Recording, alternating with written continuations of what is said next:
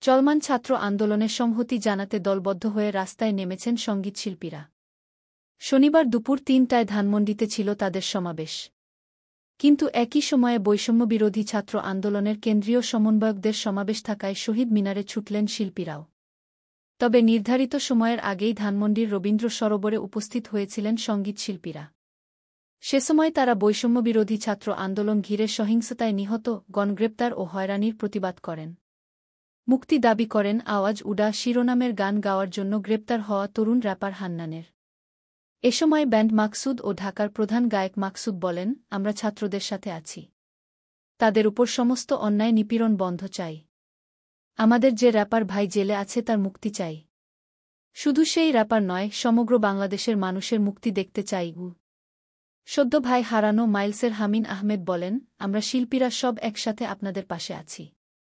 আমাদের একটা কথা পরিষ্কারভাবে আপনাদের জানিয়ে দেই, আর যেন একটা গুলিও না চলে, একটা জীবনও যেন না যায়। এবং যাদেরকে ধরপাকড় করা হয়েছে তাদের অবিলম্বে মুক্তি চাই। এ সময় তিনি আরও বলেন, এরই মধ্যে প্রচুর রক্ত ঝরে গেছে। যাদেরকে নির্বিচারে গুলি করে মারা হল, প্রত্যেকটা খুনের সুষ্ঠু বিচার চাই। এবং সেটা অবশ্যই নিরপেক্ষ ও নির্দলীয় কোনো কমিটি করে করতে হবে।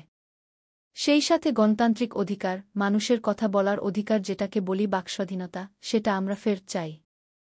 এ সময় সংবাদমাধ্যমের সাথে কথা বলেন গীতিকার প্রিন্স মাহমুদ, শিবলি, প্রবর রিপন, সাকিব সহ বহু শিল্পীরা। পরে ছাত্র আন্দোলন ঘিরে সহিংসতায় নিহত, গণগ্রেপ্তার ও হয়রানির প্রতিবাদে বিভিন্ন স্লোগান দেন তারা।